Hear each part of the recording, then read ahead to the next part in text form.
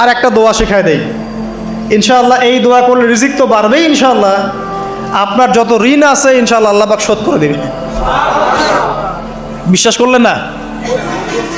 এই দোয়া শিখাই দিচ্ছি, এই জন্য আমাকে হাদিয়া দেওয়া দরকার, স্পেশালি আমাকে এখন হাদিয়া দেওয়া দরকার। একটা গুরুত্বপূর্ণ দোয়া শিখাই দিচ্ছি। আলী রাদিয়াল্লাহু আনহু বলেছেন, কোনো ব্যক্তির যদি পাহাড়ের সমানও ঋণ থাকে, এই দোয়া যদি আমল করে আল্লাহ পাক ওই ঋণও শোধ করে দিবেন ইনশাআল্লাহ। ঋণ কেমন জানেন? ওই যে এখন মানুষ ঋণ নিচ্ছে 1 কোটি টাকা ব্যাংক থেকে, 2 কোটি টাকা ব্যাংক থেকে, হ্যাঁ, কত বছর, 10 বছরের জন্য, 20 বছরের জন্য বাড়ি করছে, তাই না? তার ধারণা এমন যে সে মারা গেলে তার ঋণটা কেউ না কেউ শোধ করে দিবেই দিবে, তাই তো? আর আল্লাহর রসুল কি বলছেন দেখেন, একজন মারা গেছেন, নবী সাল্লাল্লাহু আলাইহি সাল্লামের সময় একজন মারা গেছেন। তো নবী করিম সাল্লাল্লাহু আলাইহি সাল্লাম বলছেন, এই ব্যক্তির কি কোনো ঋণ আছে? একজন সাহাবী বলেন, হ্যাঁ ইয়া রাসূলুল্লাহ, তো ঋণ আছে। নবীজি বললেন, তোমরা ওর জানাজা পড়ো, আমাকে ডেকো না। তোমরা ওর জানাজা পড়ে নাও, আমি জানাজা পড়তে চাচ্ছি না। আমি এখন কেমন করে আপনাকে বুঝাবো ঋণ কত ভয়ঙ্কর জিনিস। আপনি যে ব্যাংক থেকে 3-4 কোটি টাকার লোন নিয়ে রাখছেন, লাখ লাখ টাকা লোন নিয়ে বসে আছেন, দিব্যি সুখে বসে আছেন, এমন চিন্তায় যে আপনার মৌত হবে না। আর নবী সাল্লাল্লাহু আলাইহি ওয়াসাল্লামের সময়ে একজন মারা যাচ্ছেন, তিনি বলছেন তোমরা জানাজা পড়ে নাও, আমি জানাজা পড়তে চাচ্ছি না। মানে ঋণগ্রস্ত ব্যক্তির জানাজাও তিনি পড়তেন না। তারপরে একজন এসে বললেন, ইয়া রাসূলুল্লাহ, আমি তার ঋণ শোধ করে দিব, তার যা ঋণ আছে আমি শোধ করে দিব। তখন নবী এসে জানাজা পড়লেন সাল্লাল্লাহু আলাইহি ওয়াসাল্লাম। তা আপনার এই কোটি কোটি টাকা ঋণ শোধ করার লোক তো রেডি আছে নাকি? আছে না? সমস্যা নেই, আপনার জানাজা পড়া হবে।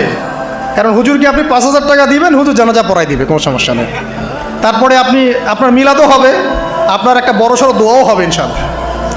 কিন্তু আল্লাহ পাক বলেছেন যে শহীদ, আল্লাহর পথে যুদ্ধ করে শহীদ হয়েছে, এই ব্যক্তির আত্মাও ঝুলে থাকে যতক্ষণ পর্যন্ত না তার ঋণটা শোধ করা হয়। এবার বলেন আমি কি বুঝাবো আপনাকে? আর কিছু বলতে হবে? তো এখন সেই দোয়া শিখাচ্ছি আপনাদেরকে, যে দোয়া শিখলে আপনারা ঋণ থেকে বাঁচবেন ইনশাআল্লাহ। কত দিবেন বলেন? আচ্ছা, হ্যাঁ, এই তো শুকরিয়া। দোয়া করবেন যেন আল্লাহ পাকের দিনটাকে আল্লাহর জমিনে প্রতিষ্ঠা করতে পারে। আমার সাথে বলেন, দোয়াটা হচ্ছে আল্লাহুম্মা ইকফিনি বিহালালিকা আন হারামিকা ওয়া আগনিনি বিফদলিকা আম্মান সিওয়াকা। এই দোয়াটা ছোট না, এটা মুখস্থ করবেন, সেজদায় পড়বেন, নামাজের সেজদায় পড়বেন, আত্তাহিয়াতু দরুদ শেষ তারপরে পড়বেন, নামাজ শেষে হাত তুলে করবেন, যখন তখন শেষ রাতটা করবেন। ইনশাআল্লাহ দেখবেন আপনার ঋণ বলতে কিছু থাকবে না ইনশাআল্লাহ। যদি থাকেও, বড় কোনো ঋণ থাকেও, আল্লাহ পাক অন্য কোনো মাধ্যমে এটা শোধ করার ব্যবস্থা করে দিবেন ইনশাআল্লাহ। ইনশাআল্লাহ। যে দারিদ্রতা দূর করতে চান, সচ্ছলতা চান, কয়েকটা কাজ করেন। এই যে বললাম, 1 নম্বর সূরাতুল ওয়াকিয়া তেলাওয়াত করেন, 5 ওয়াক্ত নামাজ জামাতে পড়েন, ডেইলি কিছু সময়ের জন্য কোরআন তেলাওয়াত করেন, আর আল্লাহর কাছে রিজিক চান, জিকির বেশি বাড়ায় দেন। পারবেন না ইনশাআল্লাহ? আমার জীবনে এমন ঘটনাও ঘটেছে, এটা এখন গল্পটা মনে পড়ে গেল তাই বলছে, যে 1,20,000 টাকা ঋণ আছে আমার, শোধ করার কোনো অপশন নাই। আমার কাছে, আমার চোখে ধরা পড়ছে না যে 1,20,000 টাকা আমি কেমনে দিব। কি হলো, হঠাৎ করে আমরা একটা সার্কুলার দেখলাম যে সারা বাংলাদেশে ইসলামিক ট্যালেন্ট খোঁজা হচ্ছে। 2000 এটা মনে হয় 17 কি 18 সালের কথা, হ্যাঁ 18 না, আচ্ছা 18। তো হ্যাঁ, আলোকিতকে। তো এখন আমার ওয়াইফ বলছেন যে আপনি এটাতে অ্যাপ্লাই করেন। তো আমি অ্যাপ্লাই করবো, এটা তো আলেম ওলামাদের প্ল্যাটফর্ম, আমি এখানে জেনারেল থেকে আসা মানুষ কেমন করে কি।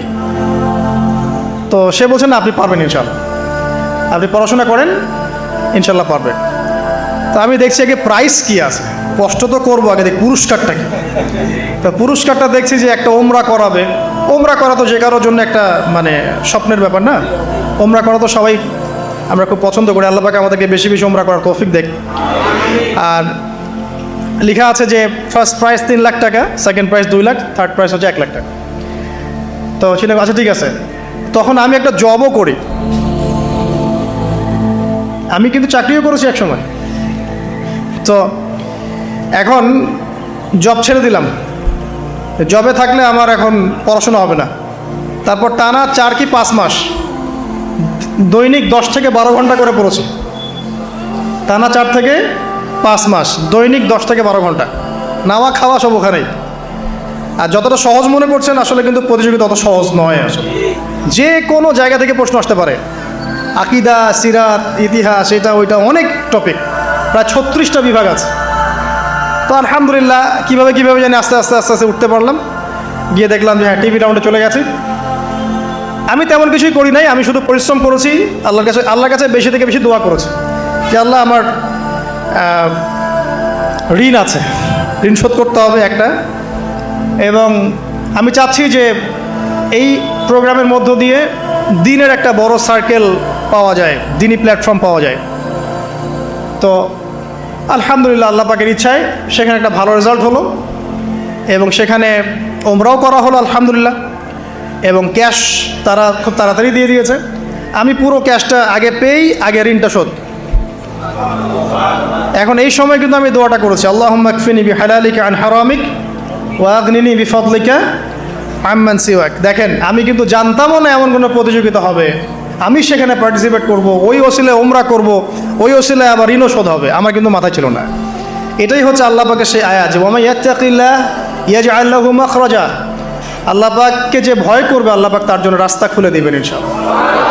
ওয়া ইয়ারযুকুহু মিন হাইসু লা ইয়াহতাসিব, এবং এমন উৎস থেকে আল্লাহ পাক রিজিক দিবেন যেটা সে কল্পনাও করতে পারে না। এটা আল্লাহ পাক তাওয়াক্কুল রাখেন। জাস্ট ওই ইসমাঈল আলাইহিস সালামের মায়ের মতো হাজরা আলাইহিস সালাম ইব্রাহিম আলাইহিস সালামকে বলছেন, আপনি আমাকে এখানে ছেড়ে যাচ্ছেন কি জন্যে? ইব্রাহিম বলছেন আল্লাহর আদেশে। তখন তিনি বলছেন তাহলে আল্লাহ আমাকে ফেলে দিবেন ইনশাআল্লাহ। সেই মায়ের গর্ভ থেকে ইসমাইলের মতো সন্তানের জন্ম হলো, যেই সন্তানকে বাবা বলছে যে আমি তোমাকে জবাই করছি, স্বপ্নে দেখেছি, ফানজুর মাদা তারা, তোমার রায় কি? সে বলছে ইয়া আবাতি ফাআল মা তুমার, আপনাকে যে আদেশ করা হয়েছে আপনি সেটাই করেন। সাতাজিদুনি ইনশাআল্লাহু মিনাস সাবিরিন, ইনশাআল্লাহ আপনি আমাকে ধৈর্যশীল পাবেন। দেখেন কোন মায়ের গর্ভ থেকে কোন সন্তান। তাকে কি বাবা মানুষ করেছিলেন? না, তাকে তার মা মানুষ করেছেন। তো ওই রকম তাওয়াক্কুলকারিনী হাজরা আলাইহিস সালামের মতো মা যদি ঘরে ঘরে থাকে, বোন আর স্ত্রী ঘরে ঘরে থাকে, তখন ইসমাইলি প্রজন্ম আসবে ইনশাআল্লাহ। আর আমাদের মতো এই যে এখন দেখছেন না কি হচ্ছে, মারামারি, কাপড় খোলা, কাপড় ছোট, ব্লাউজ সারা শাড়ি, কি চলছে মাশাআল্লাহ। মানে কি যে চলছে ভাই জগতে এখন, বলতেও গা গিনগিন করে, ভাবতেও গা গিনগিন করে। কিছু কিছু নসিহত করব, এটা তো মন থেকে একটা বাধা চলে আসে যে আসলে কি করব, কি বলবো। মানে একটা বিষয় থাকে না যে পরিস্থিতি এমন খারাপ যে কথা বলার ভাষ্য থাকে না এমন একটা, যে আপনি হতবাক হয়ে গেছেন, বাকরুদ্ধ, যা কি বলবেন। এখন এই বাকরুদ্ধ হওয়ার সময় চলতেছে, বাকরুদ্ধ হওয়ার সময়, মানে বলার আর কি নাই, কিছু নাই, কি বলবেন। আস্তে আস্তে কাপড় খুলতে খুলতে খুলতে খুলতে খুলতে খুলতে এখন বিকিনি পরে ঘুরতে চায়। এখন বলে যে কয়দিন পর বিকিনি পরেই ঘুরবে। দেখেন, মানে ওরা চায় যে পশ্চিমারা যেমনে চলে অমনেই চলুক সবাই। ওটা কি লজ্জাশীলতার পরিচয় হলো? আশ্চর্য একটা বিষয়। মানুষকে দেখেন, মেয়েরা কলেজে পড়তে গিয়ে মেয়েরা কি করতেছে এখন দেখেন, কলেজে পড়তে গিয়ে মেয়েরা কি করতেছে দেখেন। আর আপনি আপনার মেয়েকে কলেজে ওখানে পড়তে পাঠাচ্ছেন, ওখানে হোস্টেলে রাখছেন, যেখানে একটা মেয়েকে নবী সাল্লাল্লাহু আলাইহি ওয়াসাল্লাম মাহরাম ছাড়া সফর করতে নিষেধ করছেন, সেখানে আপনি আপনার মেয়েকে কোন শিক্ষায় শিক্ষিত করার জন্য রাতের পর রাত সেখানে কাটাচ্ছেন? তারা নিজেরাই বলছে যে মেয়েদেরকে ফোর্সফুলি যৌন কাজে বাধ্য করা হচ্ছে। মানে ইজ্জত চলে যায়, যাক ভাই আমার সার্টিফিকেট চাই বিষয়টার, নাকি ইজ্জত যাক, কতজন আমার সাথে কি করে করুক, বাট আমার একটা সার্টিফিকেট চাই, একটা অনার্সের একটা মাস্টার্সের সার্টিফিকেট চাই। এটা দিয়ে আমি বিসিএস ক্যাডার হব, এটা দিয়ে আমি প্রাইমারি স্কুলের টিচার হব, এটা দিয়ে আমি জাতি গঠন করবো, নাকি? পরে এরাই তো আপনার ঘরে বউ হিসেবে আসবে, কারণ আপনার কি অবস্থা হবে চিন্তা করেন এখন। তা আমরা আসলে ভাই কোথায় আছি এখন? আল্লাহ পাক আমাদেরকে বোধোদয় দান করুক, দোয়া করে। তবে একটা হাদিস না বললে আমি এখান থেকে সরতে পারতেছি না। এই কথাই নবী সাল্লাল্লাহু আলাইহি ওয়াসাল্লাম বলেছেন, হুবাহু এই কথাই, একদম এটাই, যে ফিতনা ধেয়ে আসছে, লা ইলাহা ইল্লাল্লাহ, ফিতনা ধেয়ে আসছে। তার স্ত্রী জাইনাব বিনতে জাহাশ তিনি বলছেন, ইয়া রাসূলুল্লাহ সাল্লাল্লাহু আলাইহি ওয়াসাল্লাম, আনুহলিকু ওয়া ফিনা সালিহুন, আমাদের মধ্যে সৎ মানুষগুলো থাকা সত্ত্বেও কি আমরা ধ্বংস হয়ে যাব? সুন্দর প্রশ্ন না? নবীজি বলছেন, নাম, তোমরা ধ্বংস হয়ে যাবে। ইদা কাসুরাতিল খাবাস, যখন এরকম নগ্নতা, বেহায়াপনা, অশ্লীলতা ছড়িয়ে পড়বে, তখন সৎ অসৎ, আলেম জালেম সব ধ্বংস হয়ে যাবে। জাতি গঠন করবেন, সব ধ্বংস। আল্লাহ পাকের গজব সময়ের ব্যাপার মাত্র। আল্লাহ পাক শুধু আসমানি বালাই দেন না, জমিনি বালাও দিতে পারেন। আল্লাহ পাক মুসলিমে ফাসাদ লাগিয়ে দিতে পারেন। আল্লাহ পাক বহিঃশত্রুকে আপনার উপর চাপিয়ে দিতে পারেন। আল্লাহ পাক দুর্ভিক্ষ দিতে পারেন। আল্লাহ পাক মহামারী দিতে পারেন। আল্লাহ পাক কুন বললে ফায়াকুন হতে পারে। সে আল্লাহকে ভুলে গিয়ে এইসব প্রগতিশীলতার নামে যখন নগ্নতার চর্চা হচ্ছে, অশ্লীলতার চর্চা হচ্ছে, আর আমরা এগুলো সব মুখ বুঝে সহ্য করছি, মাদক, পর্ন, জেনা, ব্যভিচার সব চলছে চোখের সামনে, আমরা কিচ্ছু বলার নাই, সুদ ঘুষ সব চলছে। এটা সময়ের ব্যাপার যে আল্লাহ পাকের গজব কখন আসবে। আর যখন আসবে, আলেম জালেম কাউরে ছাড়বে না ইনশাআল্লাহ। আমারে আপনারে কাউরে ছাড়বে না ইনশাআল্লাহ, দেখে নিয়ে। আরেকটা কথা নবীজি বলছেন, দুই শ্রেণীর মানুষ আসবে কিয়ামতের আগে আগে, আমি দেখি নাই। তখন সাহাবীরা বলছেন, কারা ইয়া রাসূলুল্লাহ? একজন বলছেন, এক শ্রেণী হচ্ছে এমন এক শ্রেণীর পুরুষ। কারা এরা? পুরুষ, যাদের হাতে লম্বা লম্বা লাঠি থাকবে, লাঠি, এই লাঠি দিয়ে তারা মানুষকে পিটাবে। কি আপনারা বুঝতে পারেন না কারা? আপনি নিজেও তার মধ্যে আছেন, আপনার ভাইও তার মধ্যে আছে। আপনি এবং আপনার ভাই দুজনেই এই কাজ করছেন, ভাইয়ে ভাই মারামারি করছেন, সবার হাতেই লাঠি আছে না? আছে। অথচ উভয় মুসলিম। আর একজন মুসলিম যখন আরেকজন মুসলিমের এগেনস্টে যুদ্ধ করতে যায় বা এরকম মারামারি করতে যায় না, যে মরবে আর যে মারবে উভয়ই অপরাধী, উভয় অপরাধী। হাদিস রিয়াদুস সালেহিন বইয়ের মধ্যেও আছে, দেখে নিয়ে। তারপরে দ্বিতীয় শ্রেণী হচ্ছে, নবীজি বলছেন নিসাউন, এক শ্রেণীর মহিলা আসবে, আমি দেখি নাই। মানে ওই যুগে ছিল না, আইয়ামে জাহেলিয়াতের বর্বর যুগেও এরকম মেয়ে ছিল না। তার মানে বুঝতে পারছেন, আইয়ামে জাহেলিয়াতের যে যুগটাকে এখন বর্বর বলে না, বর্বর, সেকেলে, মধ্যযুগীয় এইসব কথা বলে না, ওই যুগেও এই মানুষগুলো ছিল না। তার মানে নবীজি বলছেন, আমি দেখি নাই, লাম আরাহুমা, আমি ওদেরকে দেখি নাই। তারা কারা? নিসাউন, এক শ্রেণীর মহিলা, কাসিয়াতুন আরিয়া, যারা কাপড় পরবে বাট নগ্ন থাকবে, কাপড় পরবে কিন্তু নগ্ন থাকবে। মুমিলাত মাইলাত, নিজেও মানুষকে আকৃষ্ট করবে, আবার নিজে আকৃষ্টও হবে। তারা জান্নাতে যাবেও না, জান্নাতের গন্ধও পাবে না।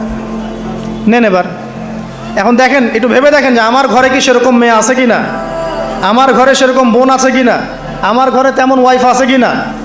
এখন যদি আপনি আল্লাহ এবং তার রাসূলকে সর্বোচ্চ অগ্রাধিকার দেন, আল্লাহর ওয়াস্তে ওদেরকে ঠান্ডা মাথায় বোঝানোর চেষ্টা করেন, বোঝান যে তাদের ফাংশনটা কি, দুনিয়াতে ওদের ফাংশন কি, দুনিয়াতে মেয়েদের ফাংশনটা কি, একটা পরিবারে একটা মেয়ের ফাংশন কি, স্বামী স্ত্রীর সম্পর্কের মধ্যে মেয়ের ভূমিকা কি, স্ত্রীর ভূমিকা কি, এগুলোকে বুঝান। তবে হ্যাঁ, এক শ্রেণীকে আপনি বুঝিয়ে কুল পাবেন না, পরিস্থিতি বোঝেন। পরিস্থিতি বুঝলে আমাদের করণীয় বের হয়ে আসবে। করণীয় আমি অনেক দিন বলেছি, জ্ঞান অর্জনের কোনো বিকল্প নাই, জ্ঞান অনুযায়ী আমলের কোনো বিকল্প নাই, আদর্শ পরিবার গড়ার কোনো বিকল্প নাই, পরিবারে মেয়েদেরকে পর্দায় রাখার কোনো বিকল্প আছে? নাই। এমনকি আমাদের ছোট ছোট ছেলে মেয়ে যারা এখন জন্ম নিয়েছে, এদেরকেও ছোটবেলা থেকেই ইসলামের অনুশাসন দিতে হবে, না হলে বড় হয়ে বিগড়ে যাবে। এরা বিগড়াবে না? চতুর্দিকে ফিতনা, এরা তো বিগড়ে যাবেই। হালাল রিজিকের কোনো বিকল্প নাই। দ্বীনের জ্ঞান অর্জন করে দ্বীনি মানুষদের সাথে থাকার কোনো বিকল্প নাই। একা একা থাকতে যাবেন না, দ্বীনের বুঝ আছে এমন মানুষের সাথে থাকবেন, একসাথে থাকবেন। যেখানেই থাকেন, যে নামেই হোক, একসাথে থাকেন, যে নামেই হোক। ইসলামে তো অনেক দলাদলি আছে না? আচ্ছা হোক, এটা নিয়ে এখন কথা বলার দরকার নাই। যে কোনো ব্যানারেই হোক থাকেন, অ্যাটলিস্ট আপনি ভালো মানুষদের সাথে থাকেন, এটা ভালো হবে ইনশাআল্লাহ। আল্লাহ চাইতে দেখবেন সবার মাঝে একসময় ঐক্য দিয়ে দিতে পারেন, আল্লাহ পারেন না? আর যারা ইন্টেনশনালি উম্মার ঐক্যের বিরোধী, এদেরকে আল্লাহ পাক ধ্বংস করে দেবে ইনশাআল্লাহ, সমস্যা নেই। কারণ আল্লাহ বলে তো একজন আছেন, তিনি সব দেখেন ইনশাআল্লাহ। আর হচ্ছে আপনার জ্ঞানটাকে ইসলামের কল্যাণে কাজে লাগান, আপনার সম্পদ, আপনার জানমাল, এটাকে ইসলামের কল্যাণে কাজে লাগান, দ্বীনের প্রচার প্রসার করতে থাকেন। আক্রমণাত্মক হবেন না, শৈথিলতাবাদীও হবেন না, চরমপন্থী হবেন না, আবার এই যে গোলালু মার্কাও হবেন না। গোলালু কি মানে সব তরকারিতেই চলে। যখন দেখবে যে একটা বিষয় আসছে, আস্তে করে পাশ কেটে এমন একটা বিষয় নিয়ে কথা বলা শুরু করবে যেটার সাথে এখনকার বিষয়ের কোনো সম্পর্ক নেই। দেখবেন যে পুরো বিশ্বে একটা বিষয় চলছে, দেশ একটা বিষয় নিয়ে গরম, তখন দেখবেন কথা হচ্ছে মেয়েরা নেল পালিশ দিতে পারবে কিনা। আরে সুশ্রী মার্কা ইসলাম নিয়ে চলার দরকার নেই। যখন যেটা সামনে আসবে এটা ফেস করতে হবে, এবং সেটা চরম পন্থায় না, আক্রমণাত্মকভাবে না, মানুষকে হিকমার সাথে, নসিহতের সাথে ঠান্ডা মাথায় যুক্তি প্রমাণ দিয়ে বুঝাতে হবে। এরপর যারা বুঝবে আলহামদুলিল্লাহ, যারা বুঝবে না এদের দায়িত্ব কারো হাতে? আল্লাহর হাতে। আল্লাহ পাক হয় গজবে শেষ করবেন, না হলে আল্লাহ পাক চাইলে হেদায়েতও দিতে পারে, এটা আল্লাহ পাকের এখতিয়ার।